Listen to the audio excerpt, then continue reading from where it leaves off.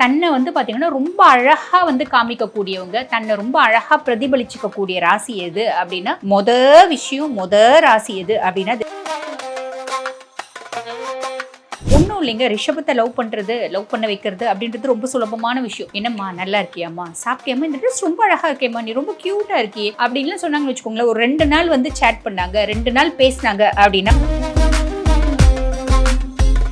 ரிஷபத்தினோட ஒரு hidden character இருக்குங்க. இந்த அன்பு, பாசம், நேசம் எல்லாத்தையும் தூக்கி போட்டுட்டு சாதிக்கணும் அப்படின்னு நினைச்சாங்கன்னா அவங்கள மாதிரி சாதிக்கிறதுக்கு வேற எந்த ராசியாலையும் முடியாது. அந்த அளவுக்கு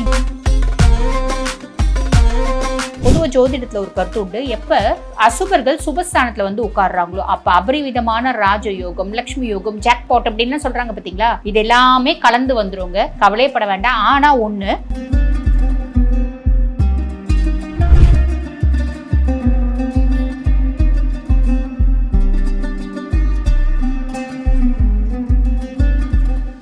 ரியல் ஒன் ஆன்மீக நேயர்களுக்கு வணக்கம். நான் டாக்டர் தீபா லாலன். இன்னைக்கு நம்ம என்ன டாபிக் பத்தி டிஸ்கஸ் பண்ண போறோம் அப்படின்னா, சனி பெயர்ச்சி பலன்கள் தாங்க பார்க்க போறோம். இந்த சனி பெயர்ச்சி எப்ப நடக்க போகுது அப்படின்னா 29 மார்ச் 2025 தோராயமா 10 மணிக்கு மேல சனி பகவான் கும்பத்துல இருந்து மீனத்துக்கு பயிற்சி ஆகிறார். அப்படி கும்பத்துல இருந்து மீனத்துக்கு பயிற்சி ஆகக்கூடிய சனியினால நிறைய ராசிகளுக்கு அபரிவிதமான நற்பலன்கள் அப்படின்றது கிடைக்கதான் போகுது. ஒரு சிலர் சந்தேகத்துல கேட்கிறாங்க, சனி பயிற்சியே இப்ப இல்லைன்னு சொல்றாங்களேம்மா, அது உண்மைதானா அப்படின்னு. பொதுவா வந்து பாருங்க, திருக்கணித பஞ்சாங்கம் அப்படின்றது இருக்கு, வாக்கிய பஞ்சாங்கம் அப்படின்றது இருக்கு. திருக்கணித பஞ்சாங்கம் பிரகாரம் 29 மார்ச் 2025 சனி பகவான் பயிற்சியாக போறார். புரியுதுங்களா?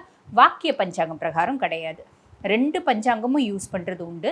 பெரும்பாலும் நவகிரக ஸ்தலங்கள்ல வந்து பாத்தீங்கன்னா வாக்கிய பஞ்சாங்கம் யூஸ் பண்ணுவாங்க. சரிங்களா? சரி, அப்படி பயிற்சி ஆக்கக்கூடிய சனி பகவான் நான் முன்னமே சொன்ன மாதிரி நிறைய ராசிகளுக்கு அபரிவிதமான நற்பலன்கள் கொடுக்க போறாரு. என்னென்ன ராசிகளுக்கு எந்தெந்த விதமான நற்பலன்கள் வரப்போகுது, எந்தெந்த ராசிகள் எந்தெந்த விஷயத்துல ரொம்ப ஜாக்கிரதையா இருக்கணும் அப்படின்றதும் இந்த பதிவுல நல்ல விவரமா பார்க்கலாம், விரிவா பார்க்கலாம். ரிஷப ராசி அன்பர்கள், பொதுவாகவே ரிஷபத்தை பத்தி சொல்லணும் அப்படின்னா சுக்கிரன் ஆதிக்கம் பெற்ற ஒரு பர்சனாலிட்டி. சந்திரன் உச்சமடையக்கூடிய ராசி ரிஷப ராசி. பொதுவாகவே சுக்கிரன் ஆதிக்கம் அப்படின்றதுனால ஆல்மோஸ்ட் ஏறக்குறைய 100 ரிஷபராசி அன்பர்கள் இருக்காங்க அப்படின்னா 100க்கு 100 பேருமே வந்து பாருங்க நீட்டாக இருக்கணும், டீசெண்டாக இருக்கணும், அழகாக இருக்கணும், அட்ராக்டிவாக இருக்கணும்.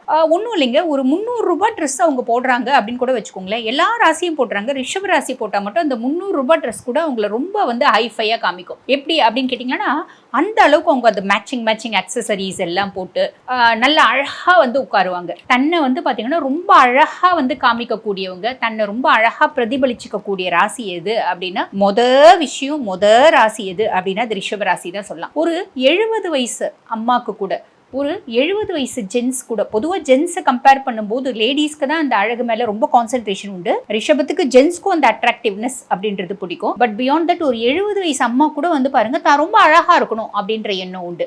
இது வந்து ஒரு வரவேற்கக்கூடிய விஷயம். அதே மாதிரி இது ரிஷபத்தை பார்த்து வியந்த விஷயம். அதே மாதிரி பாருங்க, ரிஷபம் ரொம்ப ரொமான்டிக்கான பர்சனாலிட்டிஸ், ரொம்ப லவபிளான பர்சனாலிட்டிஸ், ரொம்ப பாசக்கார பசங்க அப்படின்னு சொல்லலாம் ரிஷப பசங்களை. இப்போ சின்ன பிள்ளைங்க இருக்கு, ஒரு வீட்டில் 5 பிள்ளைங்க இருக்கு அப்படின்னா ஒரு ரிஷபம் வந்து அந்த ரிஷபம் ரொம்ப பாசக்கார பிள்ளையா இருக்கும்.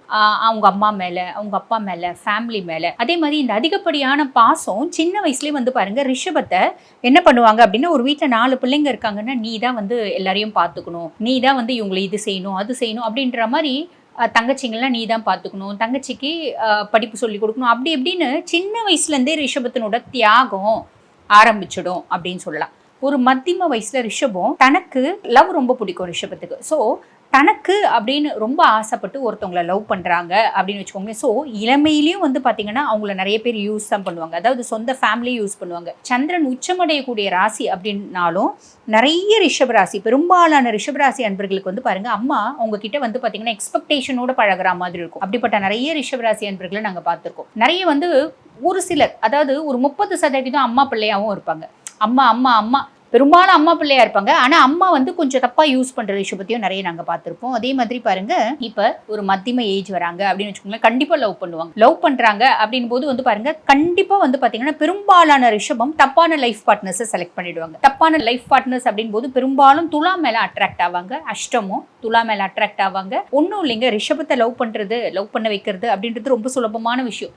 என்னம்மா நல்லா இருக்கியாம்மா, சாப்பிட்டியாம்மா, இந்த ட்ரெஸ் ரொம்ப அழகாக இருக்கேம்மா, நீ ரொம்ப க்யூட்டாக இருக்கியே அப்படின்லாம் சொன்னாங்கன்னு வச்சுக்கோங்களேன். ஒரு 2 நாள் வந்து சேட் பண்ணாங்க, 2 நாள் பேசினாங்க அப்படின்னா மயங்கிடுவாங்க. இதான் ரிஷபம். மயங்கிட்டு தப்பான பார்ட்னர்ஸ் யாரை லவ் பண்ணுறாங்களோ அவங்கள தான் பெரும்பாலும் கல்யாணம் பண்ணிப்பாங்க. தப்பான பார்ட்னர்ஸை வந்து கல்யாணம் பண்ணிப்பாங்க. கல்யாணம் பண்ணிட்ட பின்னாடி லைஃப்ல எதுக்காக கல்யாணம் பண்ணிக்கிறாங்க? அன்பு, பாசம், நேசம், கருணை, லவ், ரொமான்ஸ் எதுவுமே கிடைக்காது. அதுக்காக தான் கல்யாணம் பண்ணியிருப்பாங்க, அதுவும் கிடைக்காது. அதே மாதிரி அதுக்கப்புறம் சரி பரவாயில்ல, நம்ம வந்து அவங்க நம்ம மேல அஃபெக்ஷன் காமிக்கல அப்படின்னாலும் நம்ம அவங்க மேல காமிச்ச அஃபெக்ஷன் உண்மைதான் அப்படின்னு சொல்லிட்டு இவங்க லவபிளாவே தொடருவாங்க. ஒரு சிலர் பிரேக்கப் பண்ணிட்டு வேற லவ் போவாங்க. எத்தனை லவ் போனாலும் அது வந்து சக்சஸ் ஆகாது அப்படின்னு தான் சொல்லலாம். சரி, இப்ப கல்யாணம் பண்ணிட்டாங்க. பெரும்பாலான மக்கள் லவ் பண்ணவங்களே கல்யாணம் பண்ணிக்கிறாங்க. கல்யாணம் பண்ணிட்ட பின்னாடி குழந்தை அப்படின்னு வருது பாத்தீங்களா, குழந்தை மேல உயிரே வச்சிருப்பாங்க. குழந்தை திருப்பி அந்த அஃபெக்ஷன் அப்படின்றத காமிக்காது. ஆக ரிஷபத்துக்கு எல்லா நேரமும் பாசம் அப்படின்றது கிடைக்காது. ஆனா ரிஷபம் எக்ஸ்பெக்ட் பண்றது ஒன்னே ஒண்ணுதான், இந்த விலை மதிப்பில்லாத பாசத்தை, அன்பை, நேசத்தை மட்டும் தான் எக்ஸ்பெக்ட் பண்ணுவாங்க. ரொமான்ஸ் இதை தான் எக்ஸ்பெக்ட் பண்ணுவாங்க. அது கிடைக்காது. ஆனா உண்மை என்ன அப்படின்னா, ரிஷபத்தினோட ஒரு ஹிடன் கேரக்டர் இருக்குங்க. இந்த அன்பு, பாசம், நேசம் எல்லாத்தையும் தூக்கி போட்டுட்டு சாதிக்கணும் அப்படின்னு நினைச்சாங்கன்னா அவங்கள மாதிரி சாதிக்கிறதுக்கு வேற எந்த ராசியாலே முடியாது. அந்த அளவுக்கு எரிமலையா கிளம்புவாங்க. நினைச்சபடி சாதிச்சிடுவாங்க. இருந்தாலும் அந்த அன்பு வேணும் அப்படின்றது மனசுல ஆழமா எங்கேயோ ஒரு இடத்துல இருக்கதான் செய்யும். சரி, அப்படிப்பட்ட ரிஷபராசி அன்பர்கள் உங்களுக்கு வந்து பாருங்க, பெரும்பாலும் வந்து டைம் நல்லா இருக்காது அப்படின்னு சொல்லலாம். என்னங்க ரிஷபத்தை பத்தி இப்படி சொல்றீங்களேங்க அப்படின்னா, நாங்களும் ரிஷபம் தாங்க. நான் வந்து பாருங்க ரிஷபராசி, ரிஷப லக்னம். அப்போ வந்து நம்மளோட கஷ்டம் நம்மளுக்கு தெரியாதா, அதனால சொல்றேன். சரி, ஓகே. அப்படிப்பட்ட ரிஷபராசி அன்பர்கள் வந்து பாத்தீங்கன்னா, இந்த சனி பெயர்ச்சி எப்படி இருக்கு அப்படின்னா உலகமாக அதிசயங்க. அதாவது ரிஷபத்துக்கு எப்பயுமே நல்லா இருக்காது. காரணம் என்ன அப்படின்னா, ஜோதிடத்துல ஒரு கருத்து உண்டு, ராகுவும் கேதுவும் நீச்சமடையக்கூடியது ரிஷபராசியில அப்படிம்பாங்க. மேபி அதனாலேயோ என்னவோ தெரியல, எப்பயுமே ரிஷபராசிக்கு ஒரு ஹாப்பினஸ் அப்படின்றது இருக்காது. இன்னொரு விதத்துல வந்து பாத்தீங்கன்னா, கிடைக்காத அன்பு அப்படின்றது உலகத்திலேயே வந்து ரொம்ப கஷ்டமானது உண்மையான அன்பு தான். அதை எதிர்பார்க்கறதுனாலையும் நம்மளுக்குலாம் வந்து பாத்தீங்கன்னா ஒரு ஹாப்பியான, ஒரு சாட்டிஸ்ஃபேக்ஷனான, ஹாப்பியான லைஃப் அமையறது இல்லைன்னு நினைக்கிறேன். எனிவே, எப்படியா இருந்தாலும் அதிசயமா வந்து பாருங்க, இப்போ இந்த 2.5 வருஷம் தான் ரிஷபத்துக்கான வருடம் அப்படின்னு சொல்லலாம். அதாவது 2025 ரிஷபத்துக்கான வருடம். இந்த 2.5 வருஷமும் ரிஷபத்துக்கான வருடங்கள் அப்படின்னு சொல்லலாம். காரணம் என்ன அப்படின்னா, இந்த 2025 ஏங்க ரிஷபத்துக்கான வருஷம்? எல்லா பயிற்சியும் நல்லா இருக்குங்க. முதல்ல சனி பயிற்சி வந்து பாருங்க, சனி பகவான் 11ஆம் பாவத்துல வந்து உட்கார்றாரு. லாபஸ்தானத்துல சனி பகவான் வந்து உட்கார்றாரு. ரிஷபம் எந்த தொழில் செஞ்சாலும் கோபுரத்துல கலசத்துல போய் உட்காரும். இது ஞாபகம் வச்சுக்கோங்க. அதே மாதிரி குரு பகவான் மே மாசம் 14ஆம் தேதி குரு பயிற்சி பார்த்தீங்களா, இவர் வந்து 2ஆம் பாவம் தன குடும்ப வாக்குஸ்தானத்துல வந்து உட்கார்றாரு. குடும்பத்துல இருந்த பலவிதமான பஞ்சாயத்துகள், பிரச்சனைகள் குறையும் அப்படின்னு சொல்லலாம். அதுக்கப்புறம் வந்து பாருங்க, ராகு கேது பயிற்சி மே மாசம் 18ஆம் தேதி. இது வந்து பாருங்க, ராகு 10ஆம் பாவத்திலையும் கேது 4ஆம் பாவத்திலையும் உட்கார்றாரு. கேது 4ஆம் பாவத்துல உட்கார்றதா ஒரு 5% மைனஸ், மீதி 95 to 100% நம்மளுக்கு பாசிட்டிவா இருக்கு அப்படின்னு சொல்லணும். இந்த 5% மைனஸ் அது எப்படிங்க 100%? அந்த 5% மைனஸ் வந்து ஈஸியாக பரிகாரம் மூலியமா சரி பண்ணிக்கலாம். கேத்துவை வந்து பசிஃபை பண்ணுறது, கேத்துவை பிரீத்தி பண்ணுறது அப்படின்றது ரொம்ப சாதாரண விஷயம் அப்படின்னு தான் சொல்லணும். சரி, இப்போ இந்த லாபஸ்தானத்தில் இருக்க சனி என்ன பண்ண போறாரு? அபரிவிதமான லாபங்கள் கொடுக்க போறாரு. தொழில் ஸ்தானத்தில் வந்து ராகு வந்து உட்கார்றாரு. பொதுவாக ஜோதிடத்தில் ஒரு கருத்து உண்டு, எப்போ அசுபர்கள் சுபஸ்தானத்தில் வந்து உட்கார்றாங்களோ அப்போ அபரிவிதமான ராஜயோகம், லக்ஷ்மி யோகம், ஜாக்பாட் அப்படின்னு சொல்றாங்க பார்த்தீங்களா, இது எல்லாமே கலந்து வந்துருங்க. கவலைப்பட வேண்டாம். ஆனால் ஒன்று, சுய ஜாதகத்தில் சனி நல்லா இருக்காரா பார்த்துக்கணும். சனி நல்லா இருக்காரா பார்க்கணும். குரு நல்லா இருக்காரா பார்க்கணும். அதே மாதிரி பார்த்தீங்கன்னா ராகு கேது எந்த பாவத்தில் இருக்காங்க. ராகு கேதுக்கு மட்டும் பல ஆக்ஷனுங்க. அவங்க எந்த பாவத்தில் இருந்தாலும் பாவாதிபதியோட வேலையும் செய்வாங்க, அவங்க வேலையும் செஞ்சுப்பாங்க, ஒரு மாஸ்க் போட்டுப்பாங்க. ராகு கேது எந்த இடத்துல இருந்தாலும் பலவிதமான ஆக்ஷன்ஸ் அவங்களுக்கு இருக்கதான் செய்யுது. இதெல்லாம் சுய ஜாதகத்தை பார்த்தா மட்டும்தான் தெரியும். ஆனால் சுய ஜாதகத்தில் சனி ஒருத்தர் நல்லா இருந்தாரு அப்படின்னா கூட நாங்கள் சொல்றதுனோட முழு பலனும் உங்களுக்கு கிடைச்சிடும் அப்படின்னு சொல்லலாம். சரி, இப்போ எப்படி இதை வந்து ஜாக்பாட் அப்படின்னு கூட சொல்லலாம். எப்படி அப்படின்னா, அதாவது இந்த 12 ராசிகளில் முதல்ல சூப்பர் டூப்பராக இருக்கிறது ரிஷபத்துக்கு தாங்க. நம்ம என்ன பண்ணணும் அப்படின்னா, தொழிலில் கான்சென்ட்ரேட் பண்ணணும். இந்த ராகு 10ஆம் பாவத்தில் தொழில் ஸ்தானத்தில் வந்து உட்கார்றதுனால அதில் குருனோட பார்வை வேறு இருக்குது. பொதுவாக குருனோட பார்வை இருக்கிறது குரு சண்டால யோகம்னு சொல்லுவாங்க. குருனோட பார்வை இருக்கும்போது கெட்டது ஏதாவது இருக்குன்னா தான் குறைச்சிடுவார், நல்லதை குறைக்க மாட்டார். அப்ப நல்லது, ஆல்ரெடி நல்லது நடக்குது, அது இன்னும் கொஞ்சம் என்ஹான்ஸ் பண்ணி தருவாரு அப்படின்னு அர்த்தம். அப்ப நம்மளுக்கு தொழில் ஸ்தானத்துல ராகு பகவான் வந்து உட்கார்றதுனால எங்கேயோ ஒரு மூலையில் அவங்களுக்கு தகுதி இருக்கும், அதாவது திறமை இருக்கும், எல்லா தே டிசர்வ் எவ்ரி திங் அப்படின்னு சொல்லலாம். ஒரு பர்சன் இருக்காரு, அவர் வந்து ஹி டிசர்வ்ஸ் எவ்ரி திங் அப்படின்னு சொல்லலாம். அவர் ஒரு வைத்தியர்னு வச்சுக்கோங்களேன், ஒரு டாக்டர்.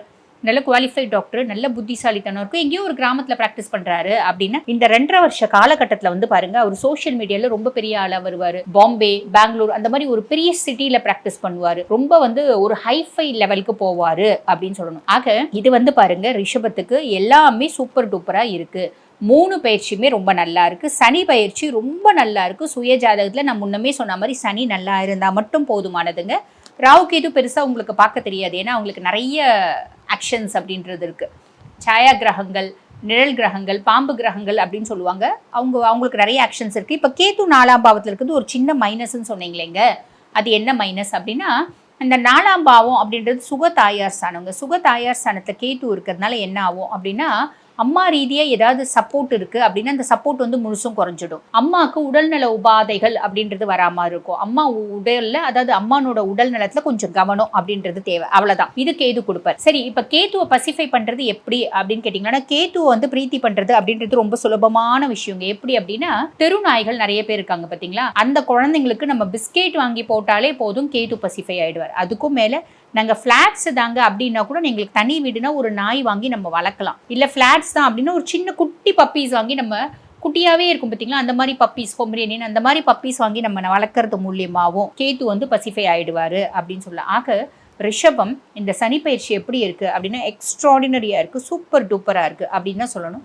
வாழ்த்துக்கள். ஆனால் என்ன நல்லா இருக்குது அப்படின்னாலும் நம்ம ஒரு பரிகாரம் அப்படின்னு ஒன்று சொல்லுவோம் இல்லைங்களா, அந்த விதத்தில் நீங்கள் என்ன பண்ணலாம் அப்படின்னா இப்போ இந்த 2.5 வருஷமும் நீங்கள் வெற்றியை நோக்கி ஓடுறீங்க. உங்களோட டெஸ்டினியை அடையக்கூடிய காலகட்டம் இந்த 2.5 வருட காலகட்டமும். அப்போ நம்ம என்ன பாராயணம் பண்ணலாம் அப்படின்னா மைஷாசுர மர்தினி ஸ்லோகம் நம்ம எல்லாருக்குமே தெரியும். ஐகிரி நந்தினி நந்தித மீதினி விஸ்வ வினோதினி நந்தனுதே அப்படின்னு இருக்கும். அந்த ஸ்லோகத்தை தினம்தோறும் பாராயணம் பண்ணிட்டு ரிஷபம் உங்கள் வேலையில் கவனத்தை செலுத்துங்க. உங்களை அடிச்சுக்கிறதுக்கு யாருமே ஆள் இல்லை அப்படின்னு தான் சொல்லணும்.